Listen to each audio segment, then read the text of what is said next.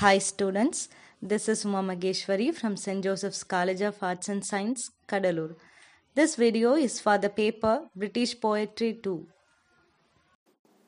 In this video, we are going to analyze the poem Fernhill written by Dylan Thomas. Let's see the brief introduction about the poet. Dylan Thomas was born on October 27, 1914 in Swansea, South Wales. His father was an English professor at the local grammar school and would often recite Shakespeare, fortifying Thomas' love for the rhythmic ballads of G.M. Hopkins, W.B. Yeats, and Edgar Allan Poe. Thomas dropped out of school at 16 to become a junior reporter for the South Wales Daily Post. By December of 1932, he left his job at the Post and decided to concentrate on his poetry full-time. It was during this time, in his late teens, that Thomas wrote more than half of his collected poems. In 1934, when Thomas was 20, he moved to London, won the Poets' Corner Book Prize, and published his first book, 18 Poems, to great acclaim. In 1940, Thomas and his wife moved to London. He recorded radio shows and worked as a scriptwriter for the BBC. In 1947, Thomas was awarded a travelling scholarship from the Society of Authors. He took his family to Italy, and while in Florence, he wrote in Country Sleep and other poems. In January 1950, at the age of 35, Thomas visited America for the first time. Thomas toured America 4 times, with his last public engagement taking place at the City College of New York. On November 9, 1953, he died at St. Vincent's Hospital in New York City at the age of 39. Almost 30 years later, a plaque to Dylan was unveiled in the Poets' Corner of Westminster Abbey. Let's discuss about the poem. Fernhill is a poem by Dylan Thomas, first published in the October 1945 Horizon magazine, with its first book publication as the last poem in Deaths and Entrances. The house Fernhill is just outside Llangwyn in Carmarthenshire, Wales. Thomas had extended stays here in the 1920s with his aunt Annie and her husband Jim Jones, and wrote about the house in his short story The Peaches.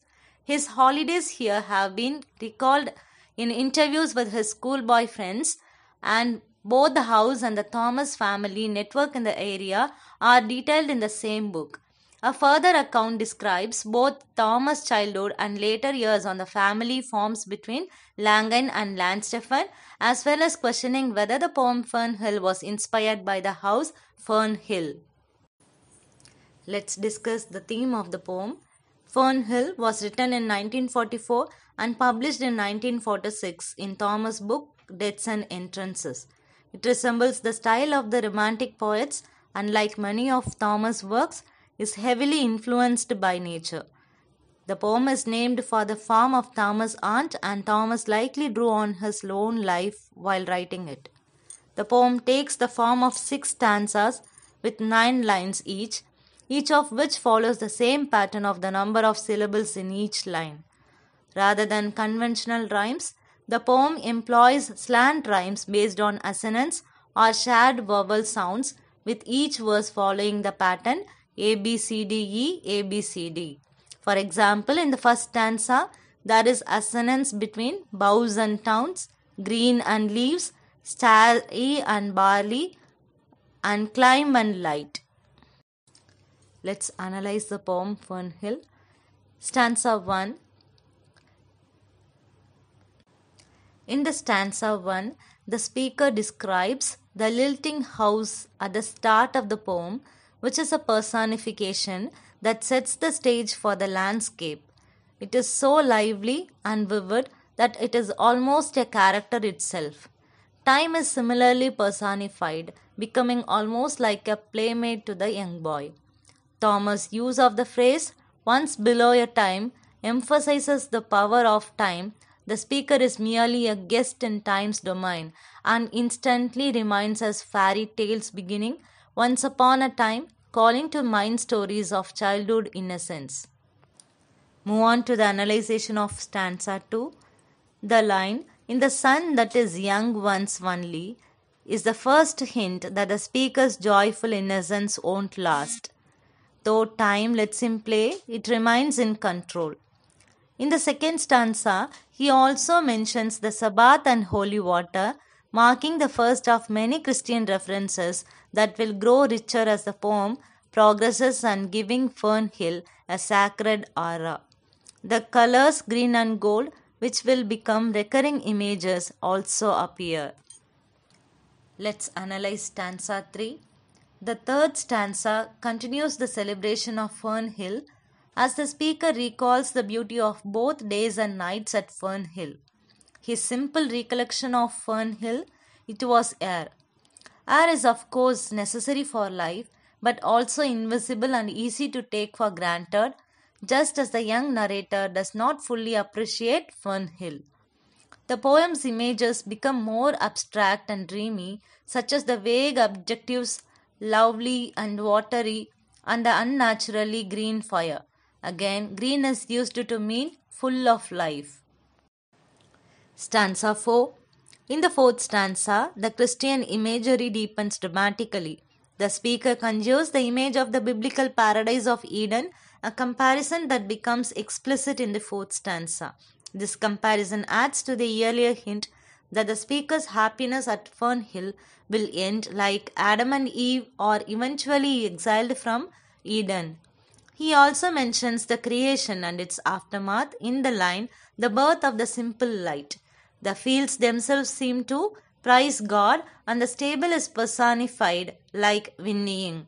Notably, he mentions the color white, often associated with purity. This is Adam and Eve before the fall. In the fifth stanza, Thomas continues to rely on personification as the speaker describes the gay house and his wishes that raised again, emphasizing how alive the landscape of Fernhill feels. But all of this must end as the children follow time out of grace, a reference to the Christian concept of God's grace, the love and mercy that allows for salvation despite one's sins. The image also alludes to children following the Pied Piper, a figure from a German legend who led a town's children away with his magical pipe. The sun, previously described as young only once, is now born over and over, and the clouds are new made. But the renewal the natural landscape experiences is inaccessible to the child. Let's see the sixth stanza. In this stanza, the speaker is forever cast out of Eden, waking up to remember what he has lost and realizing that he is dying. Again, his previous days are described as white, characterized as a time of innocence and purity. From the following lines, we understand that Fernhill is Thomas' victory over what he laments. The green and golden joy of childhood and the shadowy sorrow of maturity become the joy of art. In this manner, the lost time is not total. It is possible to use art to recapture the happiness of innocence youth. This is the short summary of the poem Fernhill.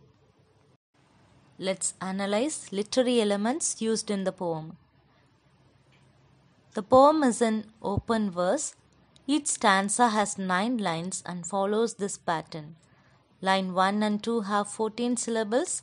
Line 3 has 9 syllables. Line 4 has 6 syllables. Line 5 has 9 syllables. Line 6 and 7 have 14 syllables. Line 8 has 7 syllables and line 9 has 9 syllables. Simile is used in the line like a wanderer white with the dew. This simile invokes an image of purity which white often represents. And the word dew represents the innocence and promise of a new morning.